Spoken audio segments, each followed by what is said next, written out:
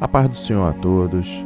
Estamos retornando para darmos continuidade à leitura da Bíblia em ordem cronológica.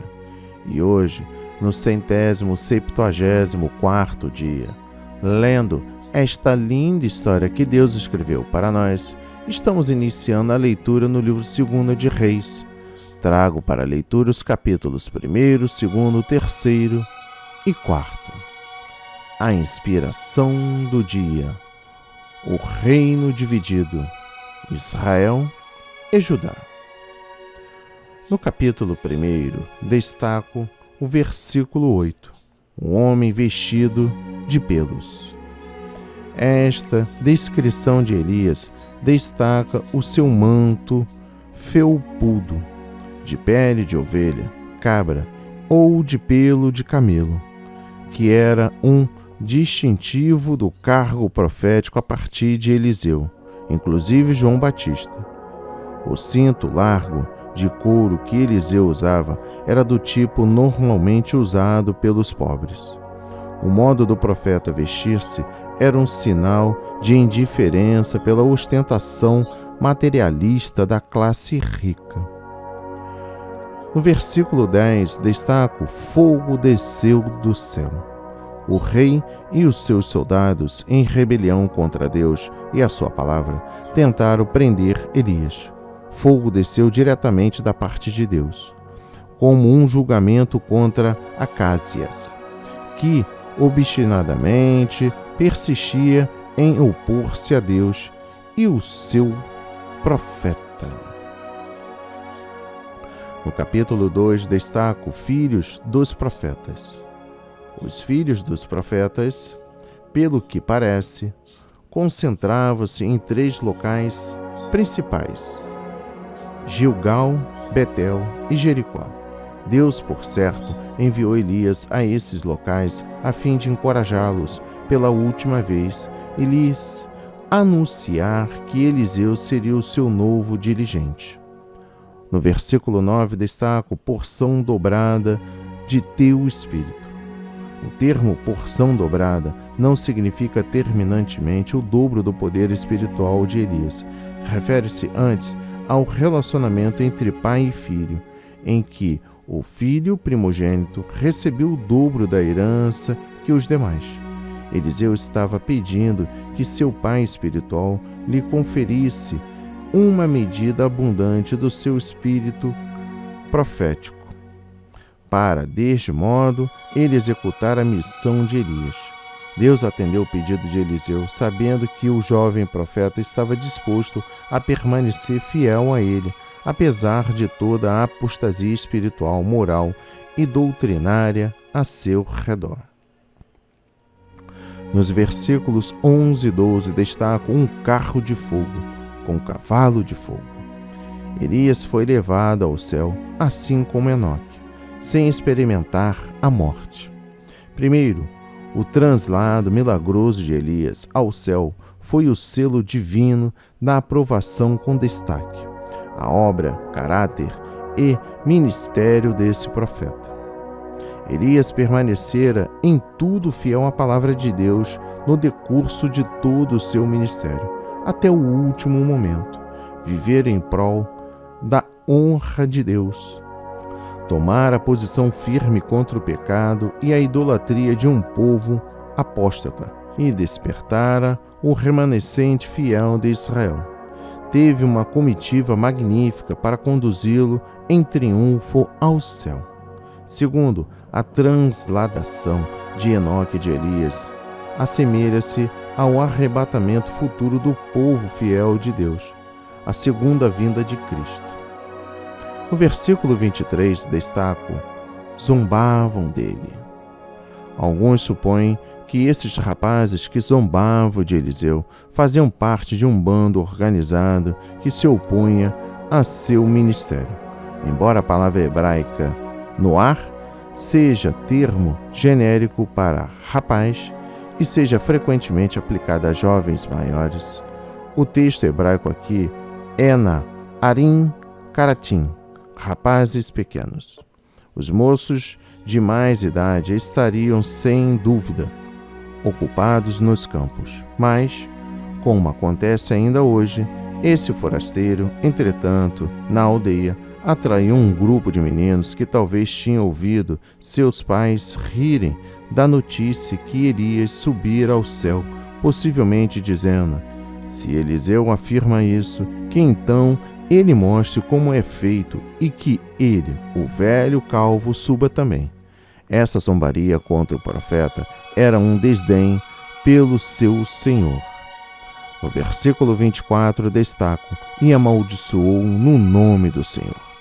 Para desagravar a honra do Senhor, Eliseu pronunciou contra eles um julgamento divino, formulado na lei da bênção e da maldição, segundo o concerto.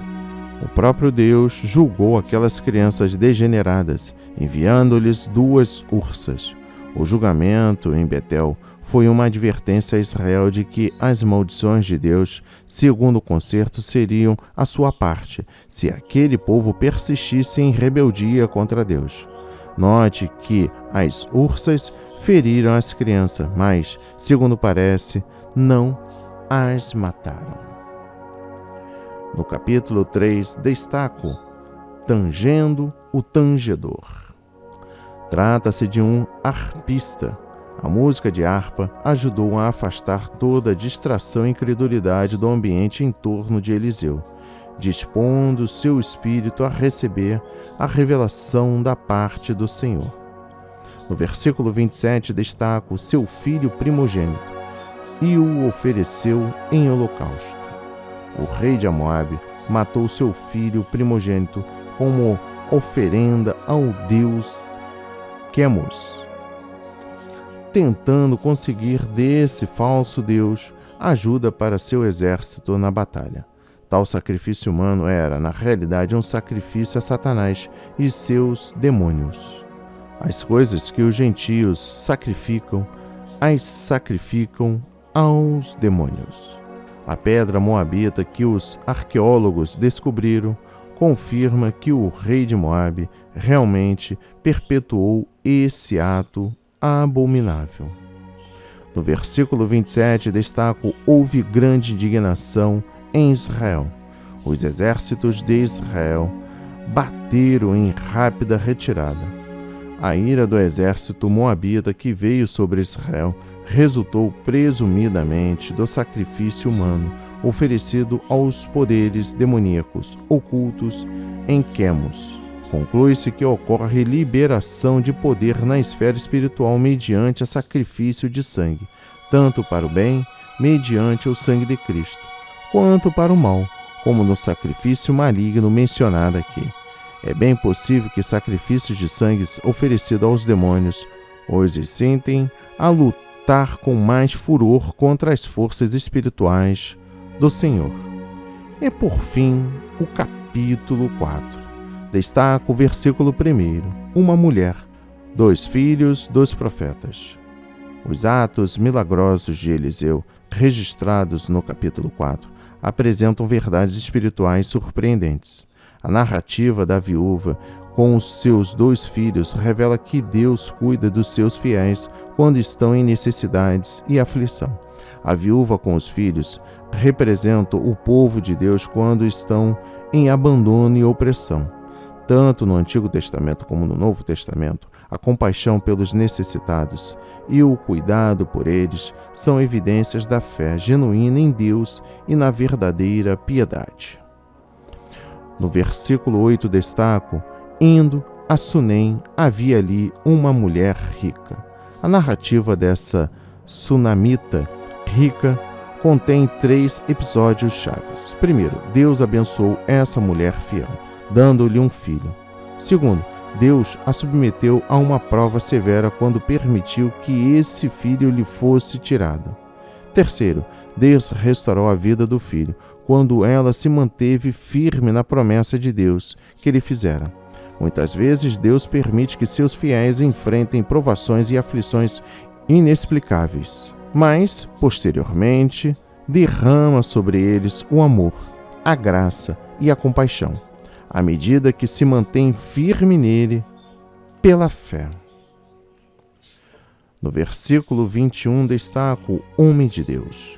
Eliseu era conhecido pelo povo de todas as camadas como o homem de Deus. O mais alto tributo que se pode prestar a um pastor é ser ele conhecido como um homem de Deus, segundo 5 características desse homem de Deus. Primeiro, mantinha comunhão íntima e constante com Deus, conhecia a Deus e era conhecido por ele. Segundo, era um homem santo totalmente separado da lassidão religiosa e moral dos seus dias e dedicado ao Senhor Deus de Israel. Terceiro, sentia como Deus os pecados do povo do concerto e se opunha à maré da idolatria e apostasia em Israel. Quarto, o Espírito Santo estava sobre ele e o capacitava a falar com autoridade espiritual, como representante de Deus e a proclamar com fidelidade a palavra do Senhor. Quinto, como profeta de grande estatura espiritual e de muitos dons, seu ministério foi confirmado por Deus com milagres e poderosos sinais. Dos versículos 38 a 44, havia fome naquela terra. Essas 2 narrativas sobre os filhos dos profetas ilustram a verdade de que os olhos do Senhor estão sobre os que o temem, sobre os que esperam na sua misericórdia, para livrar a sua alma da morte e para os conservar vivos na fome. Quem permanece fiel à palavra de Deus permanece sob os cuidados especiais do Senhor. No versículo 39 destaco a apanhar ervas. Bem diferente da vida abastada dos ricos, o modo de vida dos filhos dos profetas era simples, compreendendo o serviço fiel e a abnegação.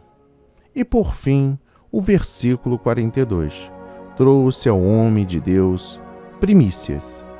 Certamente, o homem de Baal Salisa não quis dar sua oferta aos sacerdotes e levitas corruptos.